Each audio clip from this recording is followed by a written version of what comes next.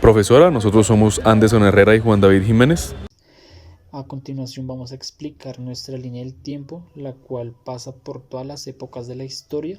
y sus hechos más relevantes. Bueno, comenzamos en la edad antigua, la cual va del 3000 a.C. hasta el siglo V después de Cristo. En esta época, las grandes actividades económicas y comerciales que surgieron fueron la agricultura por un lado y la ganadería por el otro. El tipo de comercio que se realizaba principalmente era el trueque, y existían dos grandes imperios, Grecia y Roma, en donde Grecia, por ejemplo, encontramos ciudades-estado como lo era Etiola, Tesialo o el Peloponeso, donde sus grandes productoras de comercio y de economía se basaban en la ganadería, mientras que su adversario más fuerte, que era Roma, en sus ciudades-estado como Atenas, Esparta o Corinto, sus núcleos importantes de comercio y de economía se basaban en las artesanías. Ya pasamos a la Edad Moderna, la cual va de 1723 hasta 1868, en donde se destacaba la aparición tanto del capitalismo como el aumento de la influencia del que tenía la burguesía y el incremento de las relaciones comerciales. En esta época, la agricultura seguía siendo la actividad económica y comercial más importante, ya que esta actividad pues genera riqueza y los estados eh, re- recaudaban, recaudaban un impuesto y por cuanto la propiedad continuaban siendo de la nobleza y de la iglesia también. Ya en 1723 surge el mercantilismo como política económica,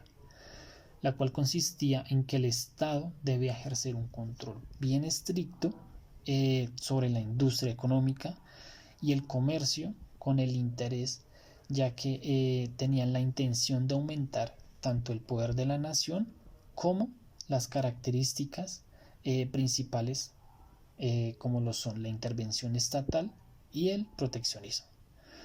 Aquí surge un evento importante, la cual es el nacimiento del señor Adam Smith, el cual es considerado como el padre de la economía moderna, y y él es el autor intelectual tanto de la teoría económica como la teoría que combina la historia, la naturaleza humana, le inyecta un poquito de ética y el desarrollo económico de manera ejemplar. Ya damos un salto a la escuela clásica, la cual se da en 1776, que se basa en una idea de que el libre mercado es la forma natural del funcionamiento de la economía y que ésta por sí sola puede progresar y prosperar. En esta escuela se quita de un lado el pensamiento de que que los gobernantes como la clase noble tenían el derecho sobre las tierras y también las clases sociales. Se dejaban todo eso de un lado. También era donde se enfatizaba los principios del libre comercio y de una organización de los bienes y servicios como un reflejo del costo de producción. De aquí saltamos a 1817, en donde encontramos el libro El principio de la economía política, en donde es un libro que fue escrito por David Ricardo, el cual planteó diversas posturas e innovaciones analíticas que dieron el origen a la teoría del valor y la distribución, asimismo como los rendimientos decrecientes y la teoría de la renta. También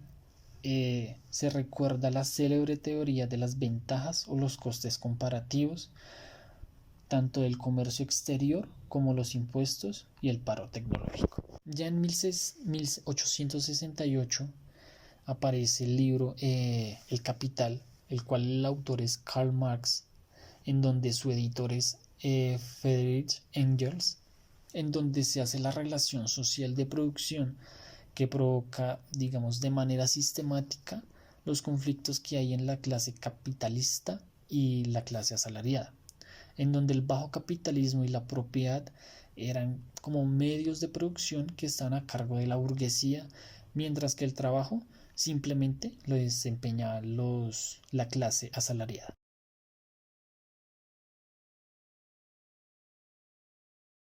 Esta última edad la dejaremos de tratar desde el criterio de historia general y la empezaremos a tratar como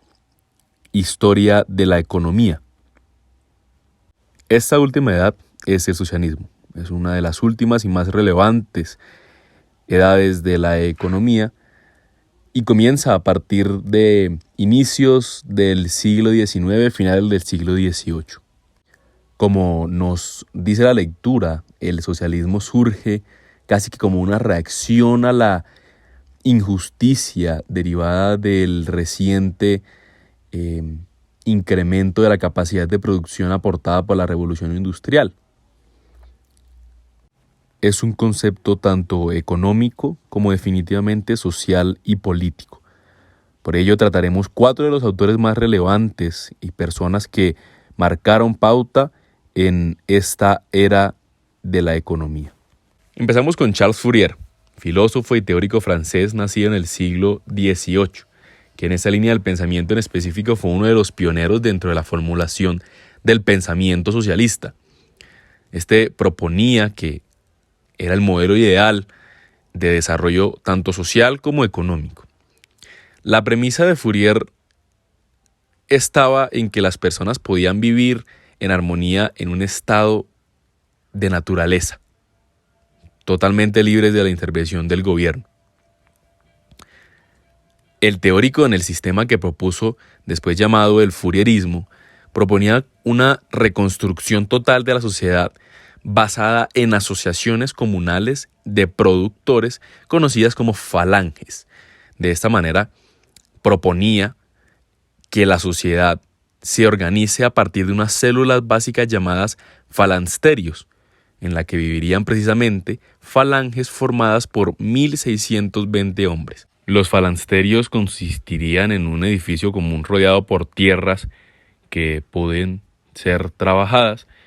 y de esta forma la propiedad de los falansterios tendría la forma de sociedad anónima. Continuamos con Robert Owen, quien fue un teórico galés nacido en el siglo XVIII que llevó a la práctica sus ideas reformistas en su fábrica de textiles y luego en colonias de New Harmony, además de ser el gran impulsor y líder del movimiento obrero británico. Este promovió el sindicalismo y fue el fundador, además del primer sindicato inglés en 1833. Este fue obrero hasta director de una fábrica de tejidos y creía que la humanidad podría avanzar si se mejoraran las condiciones económicas y morales de los individuos, ya que, a diferencia de lo que propone la teoría más conocida del socialismo, este no predicaba la lucha de clases, sino la doctrina de la fraternidad humana. Como tercer autor relevante tenemos a Simón Bolívar, quien fue un militar y político venezolano nacido en el siglo XVIII, que destaca por su relevante participación en la independencia y emancipación de las colonias españolas en América del Sur. Aunque creyente de los ideales de la Ilustración, contemplaba el Estado como un ente necesario para corregir la desigualdad, ya que, según él, la igualdad no es un estado natural de partida, sino el derecho a lograrlo, y el Estado se instituye precisamente para corregir esta desigualdad. Y por último, tenemos a Karl Marx, quien fue un filósofo, sociólogo y economista alemán nacido en el siglo XIX, quien es considerado por muchos el teórico economista más importante de todos los tiempos. Las teorías marxistas sostienen que todas las sociedades avanzan a través de la dialéctica de la lucha de clases, que es un sistema basado en la dialéctica de George Hegel, pero con un enfoque, en este caso, materialista y de praxis. La revisión histórica del proceso de desarrollo económico condujo a Marx a identificar 2 elementos: las fuerzas productivas y las relaciones sociales de producción, lo que se convirtieron en la base del materialismo histórico, que es como se denominó Marx su sistema de pensamiento.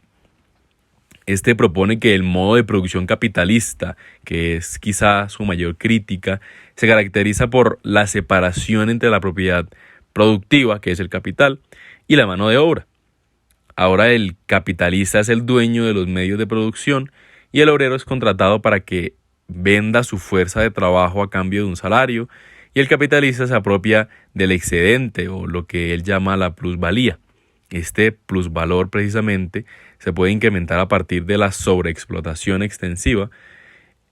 o intensiva, que en este caso puede ser la extensión del periodo del trabajo o el aumento de la productividad. Para Marx, el triunfo de los trabajadores elimina toda obstrucción del desarrollo de las fuerzas productivas y trae consigo el bienestar para todos en un nuevo modo de producción, el comunista, que es donde, como él lo